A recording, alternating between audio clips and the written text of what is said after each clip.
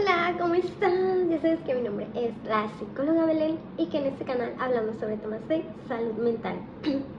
Hoy quiero platicarles sobre un tema que lo quiero hacer más como una charla, como más compartir esta parte de la experiencia, de lo que yo he observado, de lo que de repente me he empapado y que considero que pues todos tendríamos que tener conocimiento sobre este aspecto. Así que vamos a comenzar.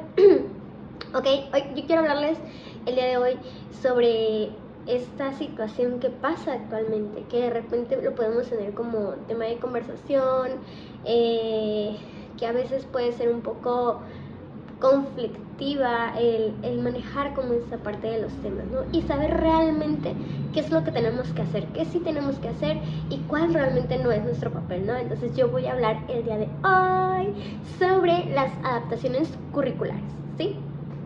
Actualmente me encuentro en una etapa de mi vida en la que he tenido la oportunidad de trabajar directamente en el área educativa, de ser maestra, de ser esta parte de propiciar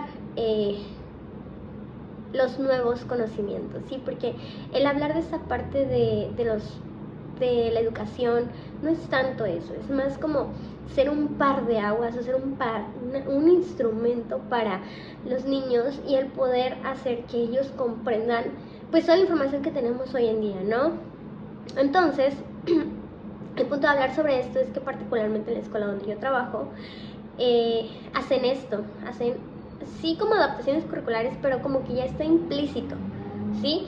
El rango como tal de las personas o de los alumnos o de los niños que acuden a esa escuela, pues son más niños neurodivergentes que niños neurotípicos, ¿sí? Entonces esto nos da mucha riqueza. ¿Por qué? Porque al fin de cuentas con un niño neurotípico a cierta edad, pues sabes los conocimientos que tiene que adquirir por la edad cronológica que nosotros pues mencionamos, no, pues a tal edad ya tiene que saber los números, ya tiene que saber de multiplicar, sumar, etcétera. Pero ¿qué pasa cuando haces una planeación, cuando haces esta área educativa a la parte de su edad mental, ¿no? No parte de la edad cronológica que decimos, es que a los 5 años ya tiene que saberse todas las letras, ya tiene que empezar a hacer sumas, a conocer todos los números, ¿sí? Pero ¿qué pasa cuando hablamos de un niño neurodivergente, ¿sí? Independientemente de que hablemos de esta parte, porque obviamente estamos en el mes de abril y pues sabemos que estamos en unas fechas donde le hacemos hincapié al autismo, ¿sí? Pero independientemente de eso, de que actualmente es como de que si un niño neurodivergente, pues es que tiene el trastorno del espectro autista, ¿no? No solamente esto, también hay otros tipos de niños, también hay otras áreas que también tenemos que explorar, que trabajar, que pulir con los niños, porque al fin de cuentas, independientemente de sus limitaciones o de sus habilidades que tienen, pues tenemos que hacer que el niño sea algo que yo considero que es sumamente importante, que sea independiente, ¿sí? ¿Por qué? Porque en la vida tienes que ser independiente, en la vida tienes que saber resolver, en la vida tienes que saber frustrar y controlar esta parte emocional de que me frustro y aún así puedo continuar, y no es precisamente que me frustro y lo voy a dejar y jamás lo voy a volver a hacer. No, que esto lo podemos trasladar a muchas situaciones, no solamente a resolver problemas, sino incluso al cómo interactuar con otra persona, que te puede frustrar, que de repente no te puede caer bien, que de repente puede generar una situación sumamente emocional en cuanto a tu persona y no saber confrontarla, ¿no? Entonces, independientemente de los conocimientos que sabemos del área curricular que se tiene que cumplir, yo creo que lo más importante, bueno, desde mi punto de vista, es esta parte. El niño siempre tiene que lograr ser independiente. Mientras más independiente, mejor, ¿sí? Ahora bien, ¿por qué les hablo de las adaptaciones curriculares? Y como comentaba hace un inicio, pues lamentablemente o lastimosamente en muchas escuelas, aunque hacemos inclusión, sí, ahorita voy a hablar sobre eso, realmente no estamos cumpliendo nuestro papel. Hacer inclusión no significa que solamente aceptemos a niños con trastornos del neurodesarrollo y que estén en la currícula, pero por ejemplo dentro del salón de clases, pues es que él no trabaja, a él solamente lo pongo a pintar porque le gusta, entonces se sienta a pintar, mientras yo trabajo con mis otros niños. No, error, eso no es una adaptación curricular, ¿sí? Una adaptación curricular es que tú puedas, por ejemplo, trabajar los números con todos tus niños y puedas hacer que todos, a lo mejor tu mayor población son niños neurotípicos, y les pones los números y entonces ellos están trabajando a lo mejor están escribiendo, llenando los puntitos porque están trabajando el 2 y empiezan a escribir 2, 3 y así sucesivamente. Pero a tu niño que es neurodivergente o que tiene un trastorno del neurodesarrollo, pues tienes que también trabajar el mismo tema, ¿sí? Pero pues obviamente si él no sabe escribir, si él no sabe hablar, ¿qué vas a hacer? Puedes trabajar los números y la parte sensorial. Pueden pintar los números, pueden inclusive empezar a hacer asociaciones. ¿Qué quiere decir esto? Que a lo mejor yo le ponga los números y yo le empiece a decir 2, señálame el 2. A lo mejor no lo va a hacer, pero tú puedes manipular su manita y empezar a enseñarle esta discriminación de un número a otro. Eso es realmente hacer una adaptación curricular, que estés trabajando el mismo tema y no propiamente hagan la misma actividad, pero sí que todos puedan hacer lo mismo. Incluso lo que puedes hacer es que puedas trabajar esa misma actividad con todos tus niños. ¿Por qué? Porque independientemente de que a veces con ese tipo de niños se tiene que trabajar un poquito más la sensorialidad, la asociación, eso le gusta a los niños también, a los niños que no tienen algún diagnóstico, porque empiezas a hacer que el aprendizaje sea más significativo, que sea diferente, que sea un poco más pedagógico, que no solamente sea como tengo que aprender esto, tengo que hacer esto, y de repente empiezan a hacer tareas aburridas. E inclusive me ha pasado que a veces los niños piensan como de que ¿por qué él hace eso y yo no? Entonces, para no entrar en esta controversia, lo que puedes hacer es la misma actividad, que es el mismo tema, y a los niños les va a encantar, pero siempre hay que buscar retarlos, ¿ok? Por ejemplo, si ya sé que a mi niño diagnosticado, o mi niña, le gusta mucho la pintura, pues no solamente me voy a enfocar a pintura, no solamente le voy a enseñar un estilo de actividad, o no solamente voy a dejar que lo que ya sabe lo siga aprendiendo.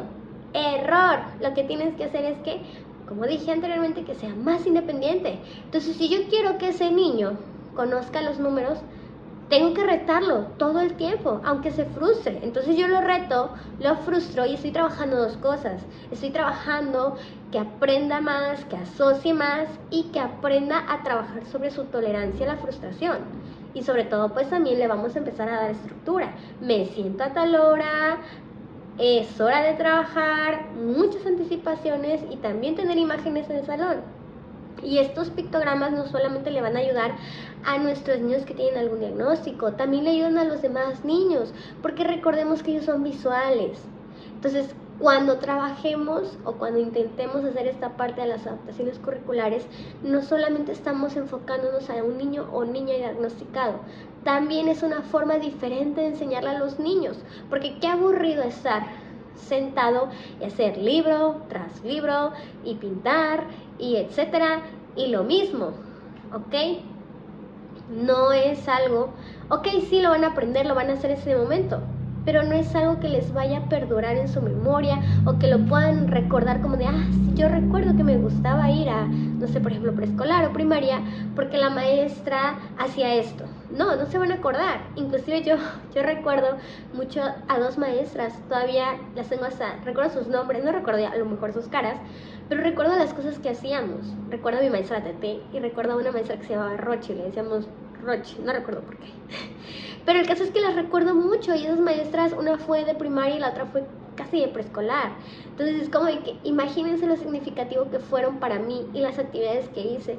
Y yo creo que eso es mucho más valioso que estar llegando a la escuela y solamente cumplir con la parte curricular que pide la escuela o que pide la SEP y no crear un verdadero aprendizaje. Entonces de repente también puedes meter esas actividades que tienen que ver con la vida cotidiana, ¿sí?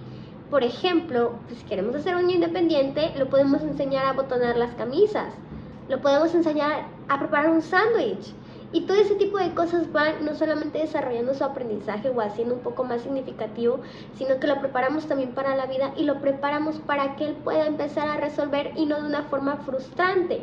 ¿Por qué quieres de repente que a tal edad empiece a hacer cosas independientes o empiece a hacer cosas solo cuando desde un inicio no se lo enseñaste? Se puede frustrar de pequeño, lo podemos regular y podemos hacer que él mismo se dé cuenta de las salidas y de las opciones de cómo puede ir avanzando él solo. ¿Sí? Porque nosotros como adultos somos los que enseñamos a los niños a que ellos sepan cómo regularse, cómo es conocer esta emoción y saber cómo canalizarla. Y a veces lo hacemos de una forma errónea, ¿no? De esta forma que nosotros creemos que es como lo más factible, ¿no? El niño está llorando y en vez de que lo apoyes, de que valides esa emoción, por tu preocupación porque quieres que no llore, le empiezas a gritar. Oye, ya, cállate, ya, pasó, no pasa nada, no dejas de llorar. O sea, pasa esta situación. Y entonces en nuestro afán de preocupación, de querer que el niño se controle, de que deje de llorar, lo único que estamos haciendo es que no estamos validando su emoción. Hay una frase que me gusta mucho que utilizan todas las maestras en donde yo trabajo, y es que me encanta porque funciona en el sentido de que no es como muy así de que ¿qué quieres? ¿No? De repente tenemos esto como de ¿qué quieres? E inclusive tenemos este ademán como muy tosco, o inclusive de cierta forma es como de que no me interesa lo que estás diciendo, ¿no? Indirectamente. Entonces me gusta esta frase que decimos, ¿qué necesitas?